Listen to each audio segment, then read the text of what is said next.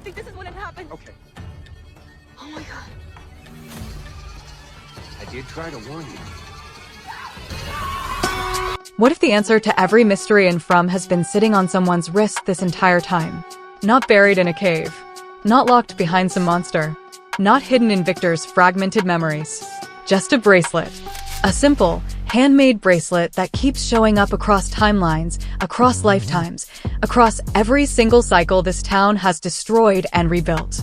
And when you understand what that bracelet actually is, what it actually does, the entire show recontextualizes itself in a way that is genuinely going to mess with your head.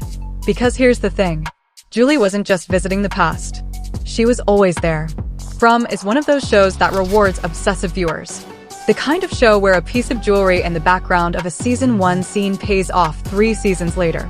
Where a throwaway line from a chained-up man in a basement turns out to be the most important piece of lore the writers have ever dropped. And season 4 is clearly accelerating. We're getting answers, real ones, faster than the show has ever moved before. The Lake of Tears. The origins of the man in yellow. The reincarnation reveal for Tabitha and Jade. But there's a theory building right now in the From fan community that ties all of it together.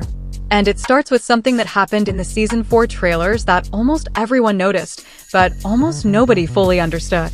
Julie. Different clothes. Old clothes. 1970s or 80s clothes. And she's standing exactly where Victor watched everyone around him die. Let's talk about why that changes everything. Okay, so first, the clothes thing. In the promotional material for season 4, there are shots of Julie that stop you cold. She's not wearing her normal modern clothes. She's dressed in something that looks like it belongs in an old photograph. Faded. Period specific. Out of place in a way that is very clearly intentional. And she's accessing the massacre. Victor's worst day. The day the town killed everyone around a young boy who survived by hiding. Now, some people looked at that and said, okay, cool. She's time traveling. The show confirmed her powers are developing. But that's not the interesting question. The interesting question is, why those specific clothes? Because in a show this meticulous, this deliberate about its visual language, you don't put a main character in period-accurate clothing from 50 years ago just for aesthetics. That is a mechanic. That is the show telling you, without dialogue, without exposition, exactly how her power works. And once you see it that way, everything else slots into place. Let's go back to where this all started. Season 3, Episode 7. Julie gets close to the ruins. The atmosphere shifts. Something pulls her in. And suddenly she's not in the present anymore. She's inside a finished chapter of the town's history. Watching it like a ghost. Unable to touch anything. That's when she sees Boyd. In the well. About to die. And then Martin, the man chained to the wall. The one nobody fully understands yet, looks directly at her. Says her name. Tells her not to waste time. Tells her to throw the rope. She does. Boyd survives. Now here's where the lore becomes genuinely mind-bending, because Ethan states explicitly that a story walker cannot change an already told story. That's supposed to be a hard rule of this universe. So how did Julie just change Boyd's fate? The answer the show is quietly, carefully building toward is a paradox so clean it's almost elegant. She didn't change anything. It was always Julie who saved Boyd. The story was never written without her in it. She wasn't rewriting history. She was completing a loop that had always been waiting for her to close it. She wasn't a variable. She was a constant the timeline had already accounted for. Sit with that for a second. Because it means every moment she enters the past, she was already there. The town's history didn't change when Julie arrived. It was written around her presence before she even understood she had the power to be there. After the well, Julie keeps moving. She finds herself watching Tabitha and Victor from season 2 right after Tabitha falls through the floor of the house. Just standing there in the background.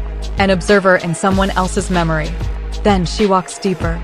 There's a blinding flash of light at the end of the tunnel. Children screaming. That's not a random horror moment. The show is pointing directly at the origin of everything, the 1500s ritual, the sacrifice of the children, the very moment the curse was born. But she can't get there. She's pulled back. She can't reach the beginning. And season 4 shows us why in the most emotionally raw way possible.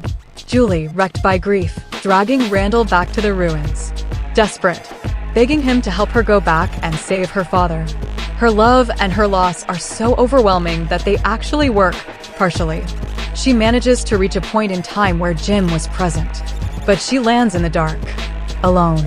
Monsters already circling. A creature nearly takes her before she's pulled out. She fails. Why? Because emotion isn't enough. Raw love and memory can open the door, but they cannot tell you which room you're walking into. She needs a steering wheel. She needs something physical, something with history embedded inside it. She needs an object. This is the part of the theory that genuinely reframes everything you've watched across 4 seasons. The book Julie acquires, the one that gives Ethan the vocabulary to call her a storywalker, was written by someone who has navigated this before. Someone who understood the mechanics well enough to leave a manual behind. And combined with what the show demonstrates through Julie's failed attempt to reach Jim, the logic becomes clear. Emotional connection activates the power. But a physical object from a specific time is what anchors the jump. That's why the clothes matter. That's why she shows up at the massacre in period-appropriate clothing. She isn't wearing those clothes because she chose to. She's wearing them because that's how she got there. The object, the clothing, is the coordinate. And now think about the man in yellow. Think about how he operates. He uses bodies. He absorbs memories through personal objects and personal connections. He becomes whoever he's inhabiting by using the emotional and physical residue they leave behind. Julie's power runs on the exact same frequency, but inverted. Instead of possessing people, she uses objects to anchor herself to specific moments. She doesn't absorb the past. She visits it. But the mechanism is identical. The town's 2 most powerful forces, the entity destroying it and the girl trying to save it, both operate through the same fundamental rule. Objects carry time. Objects carry memory. Objects are the currency of this universe. Here's where this theory gets heartbreaking. Victor has spent decades collecting objects. One from every person who died in the massacre. We've seen his collection. Most of us interpreted it as grief. A ritual of mourning from a traumatized boy who never fully grew up emotionally, because the worst thing that can happen to a child happened to him before he understood the world. But what if it was never about grief? What if the boy in white, who appeared to Victor after the massacre, who told him to collect one object from every single person who died, knew exactly what he was doing? Because if Julie needs a physical object from a specific time to anchor her jumps, then Victor's collection isn't a memorial. It's a library. A set of keys. One object per person who died. One temporal coordinate per locked door in the town's history. The boy in white built this system on purpose. He was leaving a map for a storywalker who hadn't arrived yet. He was planting coordinates across decades of grief and memory, knowing that eventually someone would come who could use them. Every sad, dusty object in Victor's collection is a door. And Julie is the one who can open them. And now we have to talk about the bracelet. Tabitha first found it in the diner storage, then found it again in Henry's car. It kept reappearing, refusing to stay gone. We know now that Tabitha and Jade are reincarnations, people who lived in this town across multiple lifetimes, tried to save the children, died, and came back in new bodies with fragmented memories and no idea why certain things feel familiar. But here's what is extraordinary about the bracelet. Every single version of Tabitha made it. Same design. Same object. Over and over, across lifetimes that Tabitha herself couldn't remember, some deep instinct drove each version of her to create the exact same thing. Think about what that means. That bracelet doesn't just carry one person's memories. It carries all of them. Every version of Tabitha who made it poured her grief, her love, her desperate attempt to fix the town into that object. It's not a piece of jewelry. It's a compressed archive of the town's entire history from one woman's perspective, replicated across centuries. If Julie's power works through objects as temporal anchors, Tabitha's bracelet isn't just one coordinate. It's every coordinate.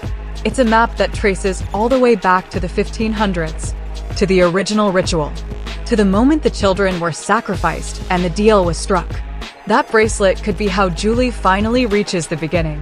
And if she does, if the Boyd paradox holds, she was already there too. She might be woven into the original event in ways nobody has discovered yet. She might be the reason certain people survived. The reason certain things happened the way they did. The town didn't just trap the Matthew family. It was waiting for Julie specifically. One last piece. And it's the one that opens a door the show hasn't fully walked through yet. The boy in white keeps aging between seasons. For a supernatural entity, for something that exists outside the normal rules of this town, that shouldn't be happening. Aging implies time is passing for him in a real, linear way. It implies he is not timeless. It implies he is moving through history just like everyone else, just from a different vantage point. He knows things that haven't happened yet. He orchestrated Victor's collection. He has been positioning pieces on a board for decades with the patience of someone who knows exactly how the game ends. What if he's a story walker too? What if Julie isn't the first person to have this power? She's just the latest. What if there have been others before her, people who could walk the chapters of the town's history, and they all failed to reach the beginning? And the boy in white has been slowly, meticulously learning from each failure, adjusting the variables, planting better coordinates, waiting for the one walker who finally has everything she needs to finish the job? That would mean the entire show, every season, every cycle, every death and reincarnation and trauma has been building toward one person reaching one moment in 1,500 something and changing something so fundamental that the loop finally breaks. And that person is wearing a bracelet that remembers every lifetime this town has destroyed. From has always been a show about people trapped in something they don't understand, trying to survive long enough to find the exit. But this theory suggests the exit was never about fighting the monsters.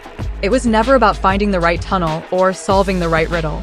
It was about memory, about objects, about the things people leave behind when they die and the way those things carry the weight of who they were. Victor kept that weight for decades without knowing why. Tabitha made the same bracelet in lifetime after lifetime without remembering she'd done it before. And Julie fell through time, blind and terrified, until she started understanding that the past wasn't something happening to her. It was something she was already part of. The town didn't trap the Matthews family. It called them. And season 4 might finally be the moment we find out what it's been calling them for. Drop your theories in the comments. Do you think the boy in white is a story walker? Is Tabitha's bracelet the key to the 1500s? And what do you think Julie is going to find when she finally reaches the beginning? Because I have a feeling whatever's at the origin of this town is going to be something nobody saw coming.